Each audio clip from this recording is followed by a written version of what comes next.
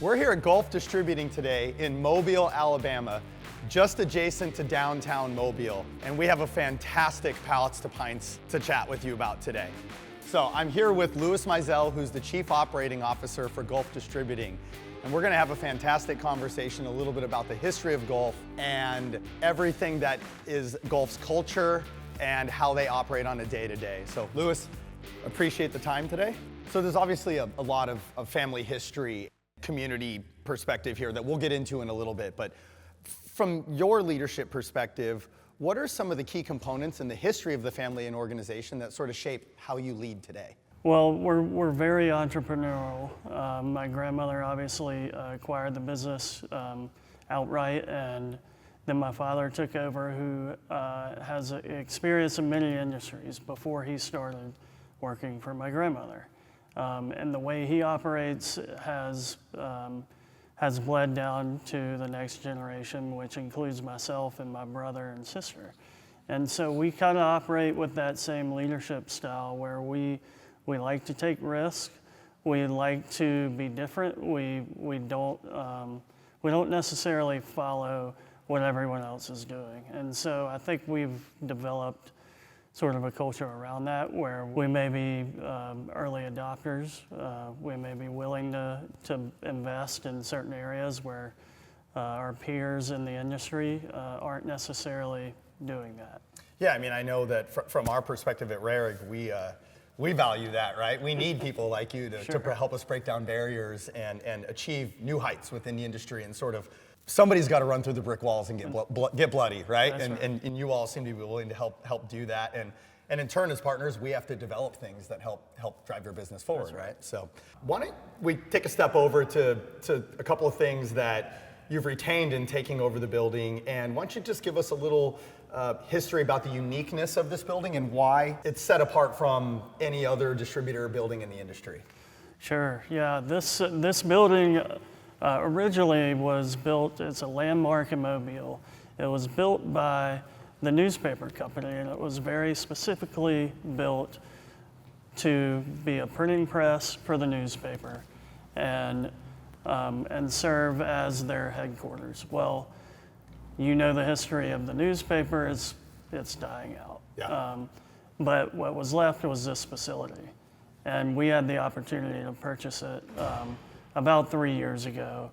And it was my dad's vision that he wanted to keep this building in good shape for the city of Mobile and for the community. This is a unique time capsule that was kind of left here when we took over, and we didn't quite know what to do with it other than to clean it up a little bit and keep it as a showpiece.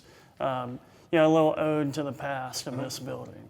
I've been here a couple times on site working with your team. I've probably explored every nook and cranny in the building. Somebody who doesn't have a chance to step into this building, what do they miss? Well, if you walk through, it's not a traditional warehouse. Like I said, it was purpose-built with a large newspaper press inside the building, which was removed prior to us moving in.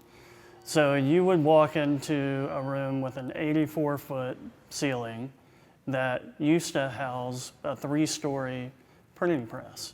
Well, that came out. We've made the best of it. We used the ground floor, and then we built a sales room, a big auditorium on the second floor. Third floor is just open air. It's got a large bridge crane in it. I hear it's your favorite room, though. It is, cool. Yeah. It was my vision to kind of take that room and run with it. You mentioned everything that you've done on the other side of these walls. Why don't we go take a look at where all the operational magic happens and continue the discussion there? Sure. Cool. So let's talk a little bit about culture. Culture is a big part of any organization. How have you shaped culture within your organization, and how have you been intentional about how you sort of embed culture within every cross-functional aspect of the business? Sure. Well, what's the saying? Culture eats sales for lunch, right? So culture is very important to us. We've done a lot of work around it. We've had consultants come in, and I think it's really made a difference just across our organization. But one of the things that really influences culture is where you work, your environment that you work in. And so we've invested a lot in new facilities, and this is one of them. And it's maybe the highlight of our business. It's our headquarters, so we put a lot of thought and effort and a lot of time really into making this right.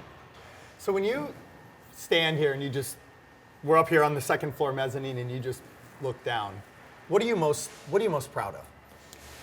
Well, I'm proud of where we were to where we are now. This facility really just kind of feels like us. Even though for the last 50 years we were in a building that we had been doing business in since my grandmother bought the business. But I think this facility, the history behind it, the location in downtown Mobile, it really represents what golf is all about. And I think our employees have a sense of pride. They feel like they're working, they're part of something bigger than just golf. It's the community aspect. The transition from one facility to another. What are the biggest pain in the butt challenges you face when executing that plan? We'd be here all day if I tried to go through all of that. But generally, I mean, it's just a lot of logistics. It's a lot of thinking ahead, planning, shipping inventory ahead of time. We had to have 2 licenses for 2 warehouses in order to receive inventory. But really, operationally, we went from an old school style operational, mainly because of limitations of the facility and space, busting at the seams, to very high tech, future forward operation, and our employees really have adapted well. The transition, went very smoothly, but it took a lot of work to get here, and a lot of explanation, clear expectation, and a lot of help from a lot of people. So Louis, no question, fantastic operation going on here. Just love the view and everything we see. You mentioned a little bit of the future. I think there's a beer in our future, so why don't we go over to the bar and wrap up this conversation over a cold one. Oh, there's a couple cold high lifes for us. Let's cheers. Cheers. So beyond distribution, let's talk a little bit about the community. What role does golf play within the community here in Mobile and beyond throughout Florida and Mississippi, Alabama? We pride ourselves on being very involved with the community. It's something that our family's always been passionate about, whether it's a sponsorship or giving back to philanthropic event, something of that nature. But we're well known. We pride ourselves on people knowing who golf is in each of the communities we operate in, and so it's a very important piece of doing business and across our footprint. What does that mean to you, like personally? How do you embrace that? It means a lot to me personally. It's something that's passed on from my dad and from my grandmother, that we've got to give back and we've got to be present and active in the community that we operate in. Pivot a little bit and move towards just a few high-level thoughts. We talked a little bit about the transition into this facility. At the same time, you implemented a ton of new technology. How do you think through looking at technology from end-to-end solutions and how you implement them into your business, and what outcomes are you looking for? It's kind of ripping the Band-Aid off, right? We're a new facility, let's just go full speed, get all the new technology that we've been studying and looking at for a year or so. I think that our mindset, like I said before, is we like to take risks. We're future forward. I think it's also part of the third generation taking ownership in different roles in the business, and we see things a little bit differently. We want to make our mark, and we also want to be more efficient. The alcohol industry is struggling a little bit, and we want to invest in other ways in operations to be more efficient, to cut costs, and find other ways to advance, right? As far as change management goes, and implementing solutions. You get new problems every day. And so you're always looking for a solution. Not everything's permanent. Things tend to change on a consistent basis. And so that's the attitude. As long as you know that's coming and you're looking for a solution, I think success follows. Let's fast forward 10 years. We're here having another high life. What are you excited about in Gulf's future? Where's the company going? What can you share? What's a peek under the tent?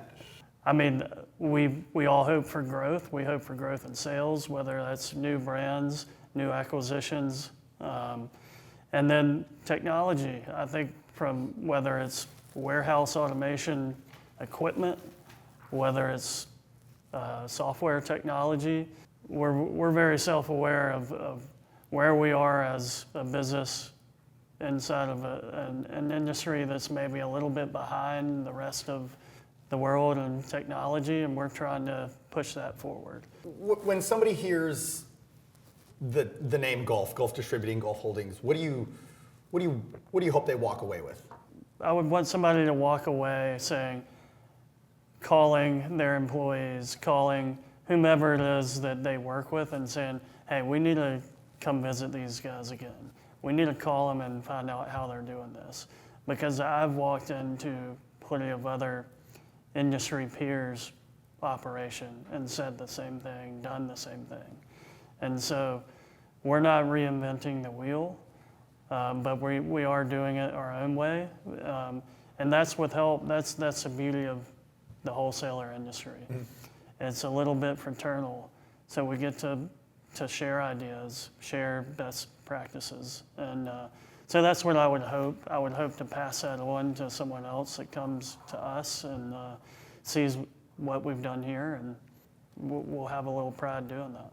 No, I mean, I think personally it's fantastic to have, not only myself, but everybody at Rehrig Pacific to be able to kind of weave ourselves into the equation here and become a part of what you have going on here. Not only this facility, but the other facilities. I know we just implemented some new stuff at one of the other locations in the last couple of weeks, and Sure. It's been incredible so far. So number one, appreciate the partnership and the trust in us. We know we have a lot to do and work on, and we're going to continue to build those things with you. But that partnership really shines, and we appreciate it, and we thank you for your time. And I can't say enough about what a cool, just unique facility out of all the buildings I've ever walked in. Really appreciate it. So wanted to cheers and say cheers to you, your family, and the organization you all have put together and continue to run today. And looking forward to what's in the future. Sean, I appreciate it, and the Rehrig team. Great having you here. You're welcome back anytime, all the time. Okay, I didn't get thrown out yet, so no, that's good. So again, we're here in Mobile, and it's really great to see this organization come together with the community and all the different aspects that Louis and I discussed today. It's been a pleasure. This has been Pallets to Pints, and we'll see you next time.